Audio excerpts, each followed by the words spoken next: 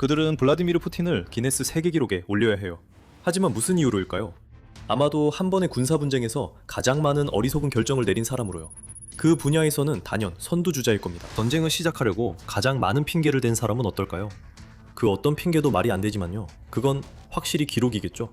그래도 푸틴을 기념하고 그가 받아야 할 유산을 남길 단 하나의 기록을 고르라면 바로 이거일 겁니다. 아무런 실질적인 목적도 없는 미친 전쟁에 가장 많은 러시아 군인들을 희생시킨 사람. 그게 딱 맞는 것 같네요. 숫자는 참혹하고 변명은 미쳤습니다. 그리고 가장 끔찍한 것은 이 기록이 블라디미르 푸틴의 우크라이나에 대한 집착적인 전쟁이 끝날 때까지 계속해서 늘어날 것이라는 점입니다. 가장 중요한 숫자부터 말씀드리겠습니다. 8월 13일 기준으로 러시아는 사망, 부상 또는 포로로 인해 146만 2,970명의 병력을 잃었습니다. 이는 우크라이나 재무부의 발표에 따른 것으로 블라디미르 푸틴의 광적인 우크라이나 정복 욕망을 위해 러시아가 겪은 손실의 진정한 규모를 드러낸 것입니다. 곧 러시아는 150만 명의 사상자를 기록하게 될 것이며 이는 한 국가가 겪는 충격적인 숫자입니다. 이런 규모의 충돌은 2차 세계대전 당시 소비에트 연방이 나치의 위협을 물리치는 데 일조했을 때 이후로 본 적이 없습니다. 적어도 그때는 러시아가 감당한 막대한 희생에는 목적이 있었습니다. 아돌프 히틀러를 막아야 했고 러시아는 영웅적인 역할을 했습니다. 하지만 우크라이나 전쟁은 살인적인 이데올로그를 막는 것이 아닙니다. 오히려 그런 사람을 섬기는 전쟁입니다. 러시아의 우크라이나 전쟁은 블라디미르 푸틴이 역사상 가장 중요한 러시아 지도자 중 한 명으로 자신의 유산을 남기려는 왜곡된 역사관을 만족시키는 것 외에는 아무런 목적이 없습니다. 그는 분명히 역사의 중요한 인물로 남게 될 것입니다. 다만 그가 원하는 방식은 아닐 것입니다. 우리는 러시아가 또 다른 이정표에 도달하는 날이 멀지 않았습니다. 이로써 블라디미르 푸틴은 아무런 실질적 목적도 없는 광기 어린 전쟁에 가장 많은 러시아 군인을 희생시킨 기록을 남기게 될 것입니다. 며칠이나 남았을까요? 간단한 계산만 해도 답이 나옵니다. 8월 13일에 발표된 수치에 따르면 러시아는 우크라이나와의 전쟁에서 150만 명의 병력을 잃기까지 3만 7천 명이 남았습니다. 이제 하루 평균 사상자 수가 필요합니다. 이를 위해 러시아의 7월 수치를 사용해 보겠습니다. 우크라이나군 총참모부에 따르면 러시아는 7월 한 달 동안 42,860명의 사상자를 냈습니다. 이는 2026년 초 이후 월별로 가장 높은 수치입니다. 이를 7월의 31일로 나누면 하루 평균 약 1,382명의 사상자가 발생한 셈입니다. 여기서부터는 계산이 쉽습니다. 37,030을 1,382로 나누면 러시아가 150만 명이라는 이정표에 도달하기까지 27일, 이채 안 남았다는 계산이 나옵니다. 정확히 말하면 26.8일입니다. 즉, 러시아는 9월 첫째 주가 지나자마자 150만 명의 사상자에 도달할 가능성이 높다는 뜻입니다. 이는 세계에서 가장 강력한 군사강국 중 하나로 여겨지는 러시아에게 또 한 번의 굴욕이 될 것입니다. 여기서 우리가 고려해야 할 다른 수치들도 있습니다. 지금까지 사용한 숫자는 우크라이나에서 나온 것이고 전략국제문제연구소 CSIS도 대략적으로 이에 동의하고 있습니다. 하지만 다른 매체들은 동의하지 않으며 그들의 수치에는 여러 요구사항이 있습니다. 예를 들어 영국의 GCHQ 첩보기관은 지난 5월에 약 50만 명의 러시아 군인이 전사했다고 추정했습니다. 여기서도 바로 한 가지 유의점이 보입니다. 이 수치는 사망한 군인만 포함하며 부상자나 포로는 포함하지 않습니다. GCHQ가 모든 사상자를 고려한다면 우크라이나 측과 비슷한 수치를 제시하는 것도 충분히 가능한 일입니다. 실제로 CSIS가 그렇게 했습니다. CSIS는 러시아가 약 45만 명의 전사자를 냈다고 주장하지만 부상자와 포로를 합산해 자체적으로 약 140만 명이라는 추정치를 내놓았습니다. 미디어존과 BBC 러시아 서비스는 훨씬 더 낮은 추정치를 제시합니다. 미디어존은 푸틴이 침공을 시작한 이후로 23만 6,066명의 러시아 군인이 사망했다고 말합니다. 다시 한번 전체 사상자 수가 아니라 전사자 수만을 다루고 있다는 점을 주의해야 합니다. 하지만 이 수치와 관련해서는 또 다른 점을 고려해야 합니다. 이 23만 6,066명의 사망자는 모두 부고, 언론 보도, 그리고 사망자의 친척들이 올린 소셜미디어 게시물 등 공개적으로 확인 가능한 자료를 통해 확인된 것입니다. 즉, 언론의 자치 집계에는 러시아가 실종 처리했지만 실제로는 전사한 인원들이 포함되어 있지 않습니다. 게다가 조용히 전사해서 언론의 눈에 띄지 않은 군인들도 상당수 있을 것입니다. 이 모든 상황을 고려하면 거의 150만 명이라는 숫자도 충분히 믿을만 합니다. 러시아는 말도 안 되게 빠른 속도로 병력을 잃고 있으며 시간이 지날수록 상황은 더 악화되고 있습니다. 우크라이나와의 사상자 비율만 봐도 알 수 있습니다. 7월 2일 Stars and Stripes 보도에 따르면 전쟁 대부분 기간 동안 러시아와 우크라이나의 사상자 비율은 러시아군 2명당 우크라이나군 1명이었고 때로는 러시아군 3명당 우크라이나군 1명까지 올라가기도 했습니다. 하지만 이제는 더 이상 그렇지 않습니다. 전혀 그렇지 않습니다. 러시아의 숙련된 병사들이 점점 더 많이 전사하고 그 자리를 경험 없는 총알바지들이 대신하게 되면서 러시아의 손실은 우크라이나에 비해 급격히 증가했습니다. 이제 러시아는 우크라이나군 1명당 8명의 병사를 잃고 있습니다. 이제 가장 큰 의문은 러시아 상황이 어떻게 이렇게까지 악화되는가입니다. 우크라이나가 드론을 점점 더 많이 사용해서 병사들을 전선에서 멀리 떨어뜨리고 있다는 점을 지적하고 그걸로 끝내는 것도 쉬울 겁니다.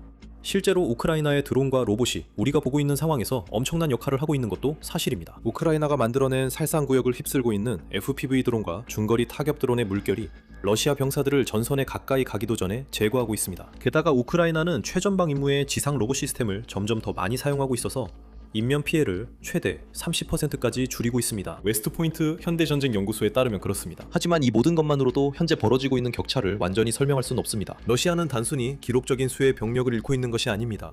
우크라이나의 손실이 줄어드는 반면 러시아의 손실은 더 커지고 있는데 여기에는 큰 이유가 있습니다. 곧 그 이유를 공개하겠습니다. 먼저 여러분은 밀리터리 쇼를 시청하고 계십니다. 이런 인사이트를 원하신다면 채널을 구독하고 알림 설정을 해두세요. 저희는 이런 영상을 매일매일 제공합니다. 러시아의 상황이 왜 이렇게 나빠졌는지 진정으로 이해하려면 2022년 2월로 시간을 거슬러 올라가야 합니다. 푸틴과 그의 측근들은 전 세계에 뻔뻔한 거짓말을 하면서도 앞으로 벌어질 일을 오랫동안 계획해왔습니다. 마침내 그날이 찾아왔습니다. 러시아는 곧 침공을 시작하려 했고 며칠 만에 우크라이나의 방어선을 뚫고 키이우에 도달하는 것이 계획이었습니다. 그 계획이 실현되도록 하기 위해 푸틴은 러시아 군대와 바그너와 같은 용병 집단의 정예 요원들을 투입하려 했습니다. 2월 24일이 되었습니다. 러시아 군인들이 국경을 넘었습니다. 그리고 며칠 동안 그들은 진격에 성공했습니다. 우크라이나 남부와 동부의 넓은 지역이 점령당했습니다. 러시아는 심지어 키이우 근처의 영토까지 차지하며 우크라이나 수도에서 약 30km까지 접근했습니다. 그러다 무언가가 달라졌습니다. 우크라이나 저항군이 조직되었고 그들은 러시아를 밀어내기 시작했습니다. 몇 주 만에 러시아군은 점령했던 영토에서 밀려나기 시작했습니다. 그리고 몇 주가 더 지나자 서방의 지원이 쏟아지기 시작했습니다. 러시아 군인들은 수천 명씩 목숨을 잃었고 그 이후 몇 년 동안 푸틴이 원했던 것보다 훨씬 적게 변한 전선이 형성되었습니다. 전쟁 초기 몇 달이 이후에 벌어진 모든 일의 무대를 마련했습니다. 그리고 그 모든 것은 우리가 언급했던 정예 요원들에게 달려 있었습니다. 2022년 2월 러시아는 빠른 승리를 노리며 최고의 전문 군인들을 투입했습니다. 바로 이 경험 많고 더 뛰어난 러시아 병사들이 전쟁 초반 희생자들 가운데 일부였습니다. 그리고 실제 병사 한 명 한 명이 우크라이나의 공격이나 이후 드론에 의해 쓰러질 때마다 러시아는 대체 인력을 급히 찾아야만 했습니다. 얼마 지나지 않아 우크라이나로 보내지는 이들은 더 이상 전문 군인들이 아니었습니다. 그저 돈을 받고 도살장에 들어갈 의향만 있다면 푸틴이 손에 넣을 수 있는 사람은 누구든 보내줬습니다. 우리는 이런 모습을 2022년 하반기만 해도 이미 볼 수 있었습니다. 그때부터 러시아의 사상자 비율이 푸틴의 전쟁에서 주로 전문 군인들이 죽던 곳에서 대부분 자원병들이 죽는 쪽으로 기울기 시작했다고 뉴스위크는 보도했습니다. 그것이 러시아가 150만 명의 사상자에 이르게 된 시작이었습니다. 전문 군인들의 손실과 자원병들의 증가, 그리고 끊임없는 희생이 이어졌습니다. 러시아는 여전히 군대 내에서 큰 전문화 문제를 안고 있습니다. 이는 스몰 월스 저널이 4월 21일 기사에서 강조한 바 있습니다. 이 저널에 따르면 전쟁이 시작된 이후 러시아에 훈련된 공수부대원 8,500명이 부상을 입었고 전쟁 초기에 있었던 3만 명의 공수부대원 중 약 절반이 사망하거나 부상을 입었다고 합니다. 같은 매체에 따르면 러시아는 우크라이나에서 4년간의 전투 동안 해병대원 2,218명을 잃었으며 이는 미국이 20년간 아프가니스탄에서 잃은 인원과 거의 맞먹는 수치입니다.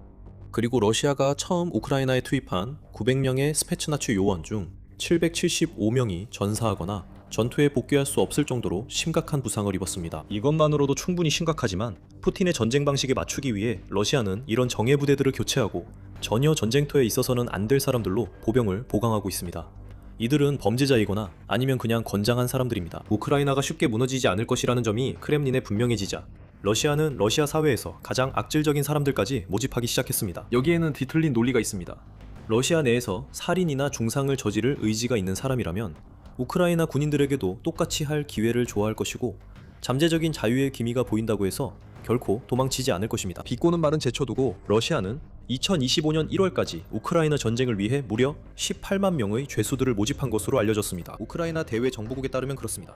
하지만 그것만으로는 충분하지 않았습니다. 누가 제대로 훈련도 받지 않은 범죄자들을 전쟁터에 보내면 성과가 없을 거라고 예상했겠습니까? 러시아는 분명 긍정적으로 생각해서 재소자 모집 전략을 굴라그에 공간을 만들 수 있는 방법으로 보고 있는 것 같습니다. 우리가 생각할 수 있는 유일한 설명은 7월 22일에 러시아가 죄수 모집 범위를 확대해서 마약 밀매범, 갱단원, 그리고 강도들까지 전쟁에 참여할 수 있도록 허용했다는 점입니다. 여러분도 이미 여기서 주제를 눈치채셨을 겁니다.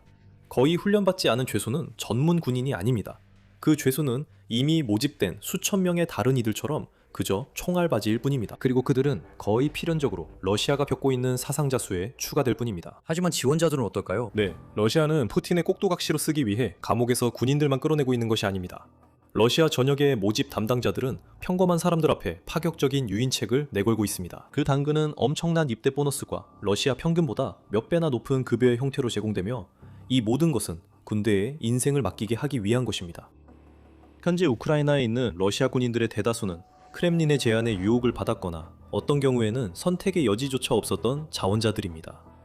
그리고 자원병들이 러시아군 사상자의 가장 큰 비중을 차지하고 있으며 2022년 하반기부터 계속 그래왔다는 것도 놀라운 일이 아닙니다. 그럼에도 불구하고 그들은 계속 지원합니다. 러시아가 제공하는 금액을 계속 올리고 있기 때문입니다. 키이우 포스트에 따르면 러시아는 계약병들에게 엄청난 돈을 지급할 뿐만 아니라 그 병사들을 모집하는 사람들에게도 최대 22,200달러, 약 3천만 원을 주고 있습니다. 이처럼 크렘린은 우크라이나로 병력을 계속 보내기 위해 필사적입니다. 병사들 자신에게도 여러 러시아 지역에서 비슷한 금액의 계약 보너스를 받을 수 있고 앞서 언급한 높은 임금도 함께 받을 수 있습니다. 운이 없고 크렘린이 주는 돈만큼 벌 방법이 없는 사람들 앞에 이런 제안을 내밀면 바로 병사 공급망이 만들어집니다. 유일한 문제는 앞서 언급했던 그 주제가 다시 등장한다는 점입니다. 러시아는 우크라이나에서 병력을 너무 빠르게 잃고 있어서 자원병들을 가능한 한 빨리 전선으로 보내야 할 정도입니다. 이것이 훈련 측면에서 무엇을 의미하는지 상상할 수 있을 것입니다. 러시아의 자원병들은 충분한 훈련을 받지 못하고 있습니다. 그래서 그들을 전문 군인이라고 부를 수 있는 유일한 이유는 급여를 받고 있기 때문입니다. 그들은 러시아가 이미 잃은 병사들만큼의 실력을 분명히 갖추지 못했습니다. 나는 러시아 병사 개개인의 수준이 이렇게까지 낮다는 사실에 새삼 놀라고 있습니다. 라고 조지 바로스 전쟁연구소 러시아 분석가는 2024년 9월에 말했습니다. 그 이후 2년 동안 기준은 더 낮아졌습니다. 2026년 7월 비즈니스 인사이더의 보고서에 따르면 평균적인 러시아 신병은 훈련장에 도착한 후 10일에서 3주 사이에 생을 마감한다고 밝혔습니다. 즉 그들에게 주어지는 최대 훈련 기간은 3주에 불과하며 드론이 들끓는 살상구역으로 보내지기 전 실제로는 그보다 훨씬 짧을 가능성이 높습니다. 최근에 모집된 이른바 자원병들은 상황이 훨씬 더 나쁠 것입니다. 8월 12일 보도에서 RBC 우크라이나는 현재 펜자와 옴스크 거리에서 사람들이 강제로 모아져 우크라이나로 보내지고 있다고 전했습니다. 모집 담당자들은 술을 마신 사람들처럼 취약한 사람들을 대상으로 삼아 그들을 구금한 뒤 군사 선발 지점으로 보내 계약서에 서명하도록 강요합니다. 그래서 그들은 숙취 상태로 훈련을 강제로 받아야 할 뿐만 아니라 애초에 그곳에 있고 싶어 하지가 않습니다. 그러니 그 군인들이 떼죽음을 당하는 것도 당연하죠. 또다시 반복되는 주제입니다. 전문 병력이 아니라 그냥 머릿수만 채우는 거죠. 그리고 외국인 전투원들도 잊지 마세요.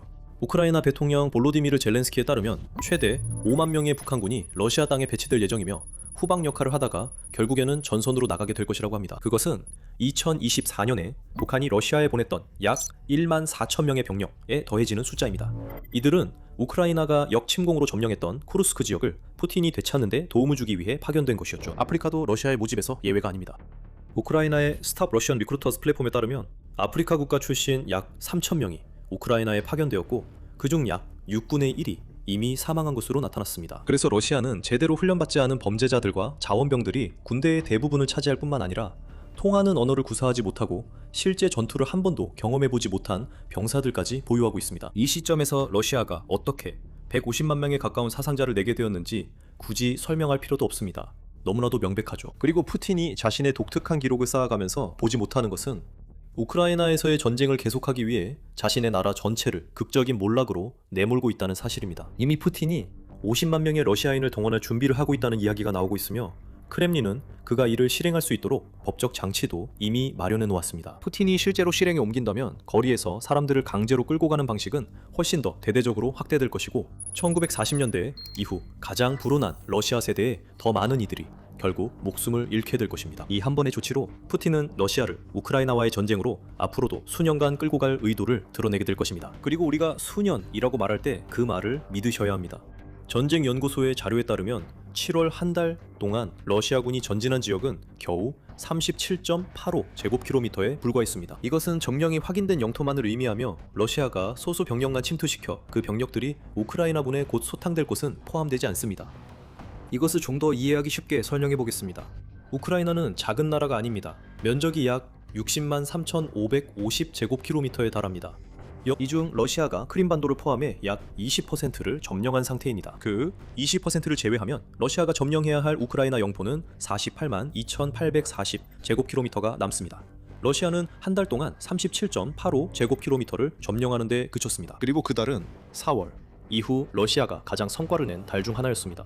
현재의 진격 속도로라면 러시아가 우크라이나의 나머지 지역을 점령하는데 1만 2,756개월, 즉 약 1000년이 걸릴 것입니다. 푸틴에게 매력적일 리 없는 시간표죠. 그래서 그가 동원령을 내리려는 겁니다. 그는 속도를 높여야 합니다. 그래야 자신이 살아있는 동안 러시아가 우크라이나를 이길 작은 가능성이라도 생기고 승리의 영광을 누릴 수 있기 때문입니다. 그 영광은 이미 러시아에 150만 명에 가까운 희생을 안겼습니다. 한 세대를 망쳐놓았고 현실로 만들기 위해서는 수백만 명의 추가 희생이 필요할 것입니다. 2026년에 러시아가 이미 어떤 나라가 되었는지 한번 생각해 보십시오. 부패가 만연하고 경제는 엉망입니다. 러시아는 우크라이나 전쟁 전에도 심각했던 인구 감소 문제에 직면해 있었고 지금은 상황이 더욱 악화되고 있습니다. 그리고 블라디미르 푸틴이 만들려고 했던 제국은 이미 무너졌습니다. 러시아는 전 세계적으로 영향력을 잃고 있으며 러시아 자체도 감시국가로 더욱 깊이 빠져들고 있습니다. 이 모든 것은 편집증이 깊어지는 푸틴을 떠받들기 위한 것입니다. 이제 거의 제한이 없고 블라디미르 푸틴보다 더 많은 권력을 가진 FSB는 앞으로 러시아의 지도자들이 21세기판 KGB의 꼭두각시가 될 미래를 준비하고 있습니다. 우크라이나 사태 이전에 러시아가 가지고 있다고 여겨졌던 모든 권력의 한계가 전 세계에 드러났습니다. 그리고 그동안 수치는 점점 더 참혹해지고 있습니다. 손실은 더욱 심각해지고 있습니다. 푸틴은 멈추지 않을 것입니다. 그는 멈출 수 없습니다. 그는 자신과 그의 나라 전체를 희생의 악순환에 가두었습니다. 그는 더 이상 자신이 우위에 있지 않다는 것을 알면서도 전쟁을 계속 밀어붙여야만 합니다. 지금 평화를 선언하는 것은 그가 살아남지 못할 실패가 될 것이기 때문에 푸틴은 자신의 책상에 올라오는 모든 평화 협상 제안을 거부하고 있습니다. 하지만 푸틴은 러시아가 자신이 죽기 전에 전쟁에서 승리해 그 결실을 누릴 수 없다는 것을 알고 있습니다. 6월에 푸틴은 상트페테르부르크 국제경제포럼 참석자들 앞에 서서 이렇게 말했습니다. 나는 한 편지를 흘급봤다. 그 편지의 작성자는 내 나이를 언급했다. 세계 지도자들 중에는 나보다 나이가 많은 사람들도 있다. 가장 중요한 것은 당신이 자신의 일을 제대로 할 수 있느냐는 것입니다. 요즘은 나이에 대한 작은 언급만으로도 러시아 지도자를 흔들기에 충분하며 그래야만 합니다. 푸틴과 러시아의 한 세대 전체에게 시간이 얼마 남지 않았습니다. 150만 명의 사상자는 천문학적인 숫자입니다. 하지만 그것은 단지 이정표일 뿐이며 더 많은 사상자를 향한 출발점이기도 합니다. 푸틴이 멈추지 않는 한 죽음은 멈추지 않을 것입니다. 그리고 러시아가 승리하거나 그가 죽기 전까지 푸틴은 멈추지 않을 것입니다. 우리는 어느 쪽에 돈을 걸고 있는지 알고 있습니다. 모든 것이 끝났을 때 푸틴의 유산은 폐허가 된 러시아와 우크라이나에서의 실패가 될 것입니다. 우리는 지금 실시간으로 러시아 제국의 몰락을 지켜보고 있습니다. 그리고 이 모든 것은 우리가 이 영상에서 보여드린 것보다 훨씬 더 깊습니다. 얼마나 깊은지 보고 싶으신가요? 푸틴의 유산 집착과 그것이 러시아를 어디로 이끌고 있는지 다루는 완벽한 영상을 준비했습니다. 그 영상을 꼭 확인해보세요. 하지만 그 전에 군사쇼를 구독하고 알림을 설정해서 저희 영상들을 놓치지 마세요. 그리고 항상 시청해주셔서 감사합니다.